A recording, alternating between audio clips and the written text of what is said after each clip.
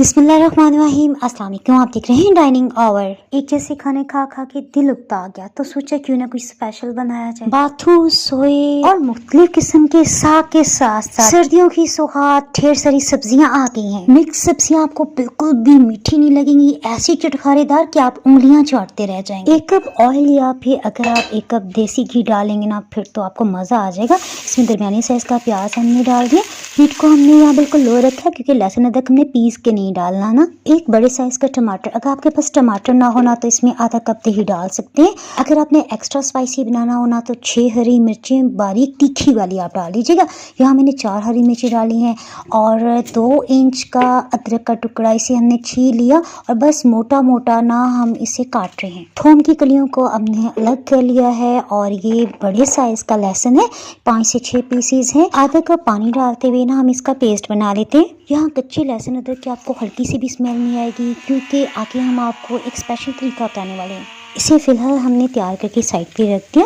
प्याज पे हल्की सुनहरी रंगत आ गई है सो हम इसमें नमक और लाल मिर्च पाउडर 1-1 खाने वाला चम्मच और हल्दी घर की पिसी हुई आधी चाय की चम्मच, इसे ना तकरीबन 40 सेकंड तक अच्छी तरह से भून लिया। पानी का छींटा नहीं लगाना। वही जो हमने टमाटर, हरी मिर्च, लहसुन अदरक का पेस्ट बनाया था ना इस स्टेज पे डाल देते हैं। हीट को हम मीडियम लो ही रख रहे हैं, साथ साथ हम इसमें चम्मच चलाते जाएंगे और जब ऑयल ऊपर की सतह पे आ जाएगा ना तो 1 कप पानी थोड़ी मिकदार में डालते हमने इस मसाले को भून लेना है। इससे ना बहुत एक्स्ट्रा फ्लेवर आएगा। अच्छा, साथ साथ चम्मच तो चलाना जारी रहेगा। हमारे पास यहाँ पे तकरीबन 300 ग्राम गोभी का पीस है। इसके ऊपर जो भी छोटे छोटे मिट्टी के निशान या किसी किस्म के भी आपको निशान नज़र आए ना तो उसे हमने हल्का हल्का सा ना ऊपर से छील के साफ़ कर लिया।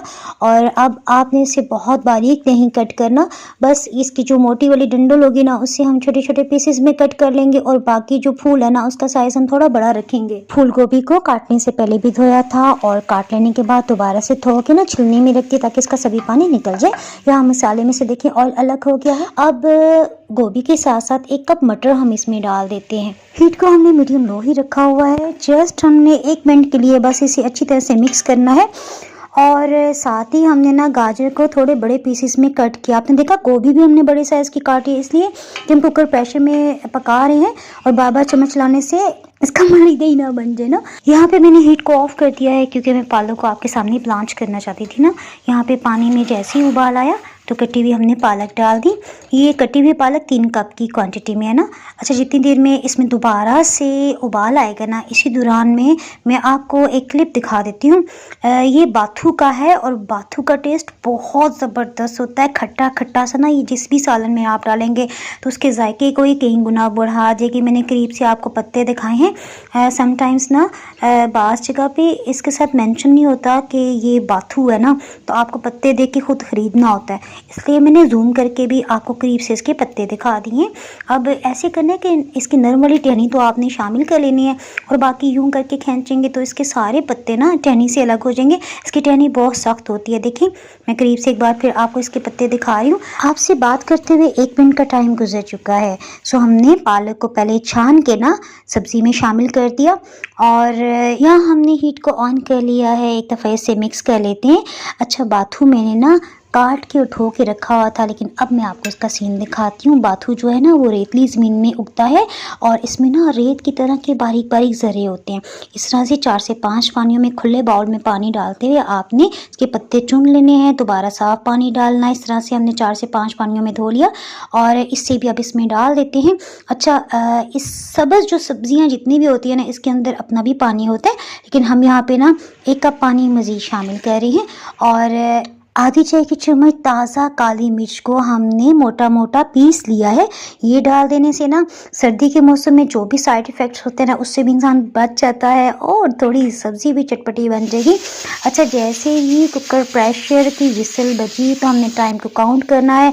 एग्जैक्टली ना तकरीबन 3 मिनट के बाद आपने हीट को ऑफ कर देना है। जब स्टीम निकल आए इसे देख लेना है। इसमें जो भी पानी होगा ना उसे हमने मीडियम हाई हीट पे इतनी देर तक खुश्क करना है कि सब्ज़ी में से ना ऑयल अलग हो जाए। और ये देखिए पैंदे में अब कोई पानी आपको नहीं नज़र आ रहा।